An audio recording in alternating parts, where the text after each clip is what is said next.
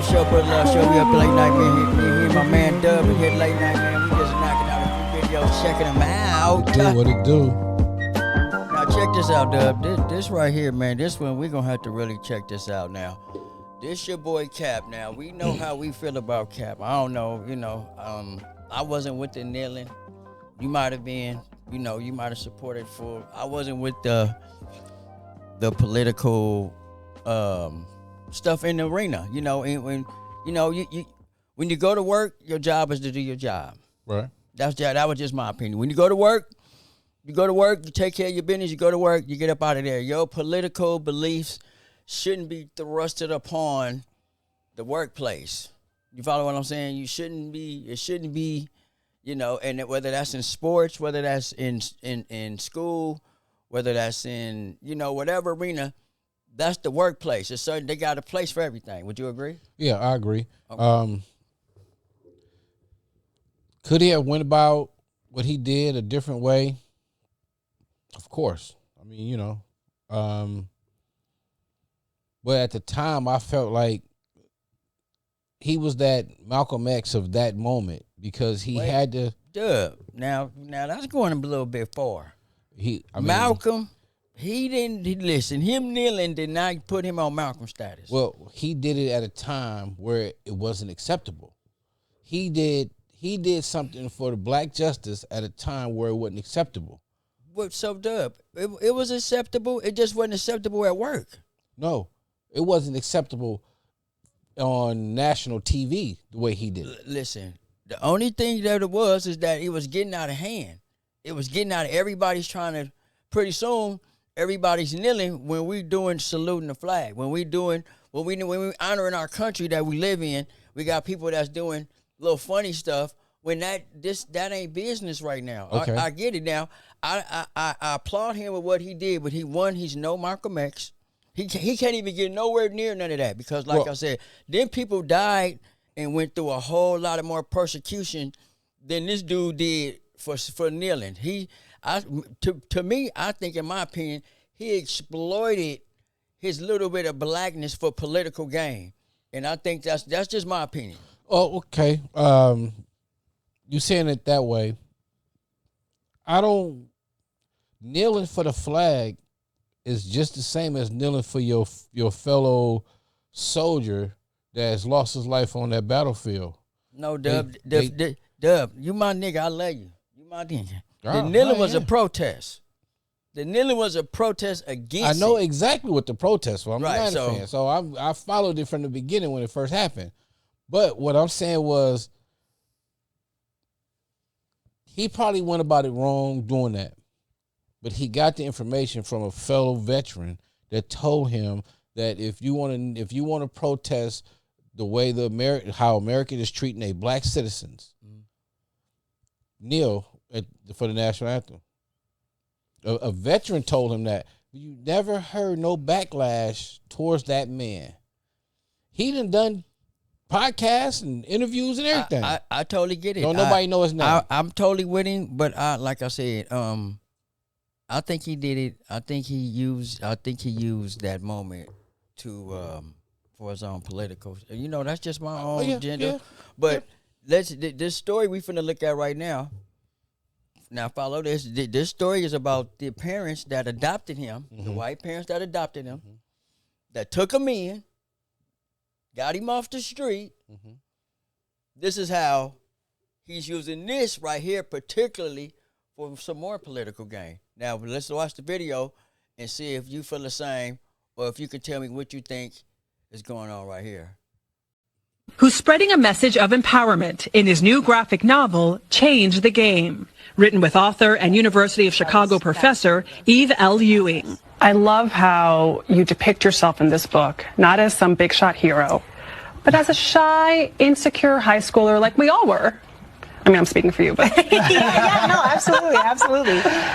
Growing up, I think still am a pretty introverted person. I hope it's true to form, and that's just kind of how I navigate the world. It's his true high school coming-of-age story, his journey embracing his blackness despite resistance from many, including his white adoptive parents.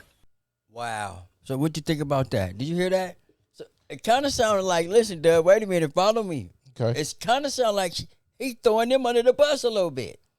Definitely. Wait a minute, these are people that got you out of impoverishment, raised you in a nice place, Right.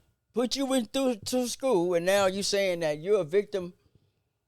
I mean, but that, like you saying, I think this is a publicity stunt for the simple fact that how would you expect for two white people to raise you as a black child Exactly. if they're not black? You got raised by white people. Mm-hmm. They values and the thing that they do is completely different from black people.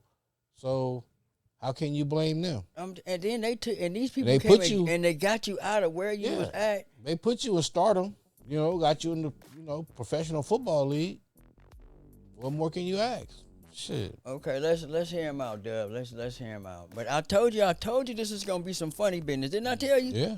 Okay, here we go. I know my parents love me, but there were still very problematic things that I went through. I think it was important to show that, no, this can happen in your own home, and how we move forward collectively while addressing the racism that is being perpetuated. He took cues from his icon, basketball star Allen Iverson, who he said wore his blackness like a suit of armor. And teenage Kaepernick wanted cornrows to match. He's getting what roles, his mom asked? Oh, your hair's not professional. Oh, you look like a little thug. I mean, let's keep it real. Was she being right when she told him that your hair's not professional? You're dressing like a thug, because at that time That's what they thought. That's what that's what thugs they did. thought. They thought. So I mean, in logic, having the white parents, you would think that would be some white parent logic, right? Mm-hmm. Okay, were they wrong for that? No, I don't think they were wrong for that, Dub. I don't think they're wrong for that.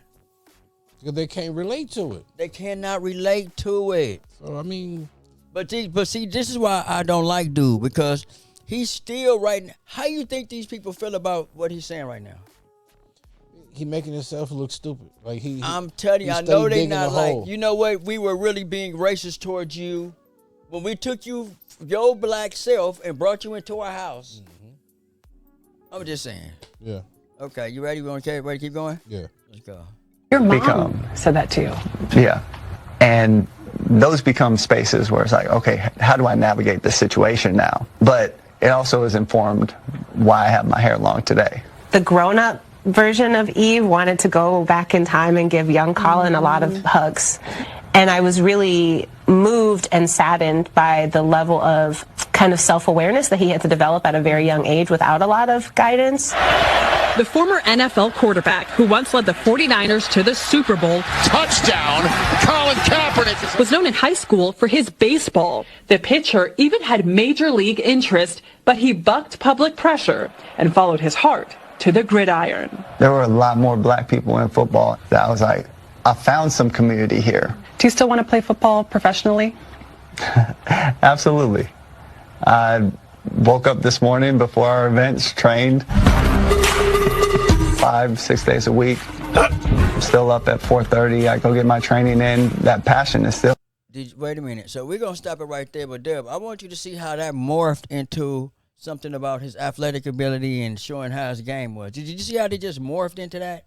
Yeah, It just morphed into. Did you see that? The conversation with him is either going to be how he was raised by white people, the kneeling on the national anthem, and trying to get back into the league. That's the only three topics. Because she didn't have nothing else to ask him. Her next question was, "Do you still want to get in the league?" Because she know why he not in the league. So let me ask you this: does wearing an afro and putting on a black turtleneck sweater and putting on a black coat make you black? No. Make you militant? Does that No.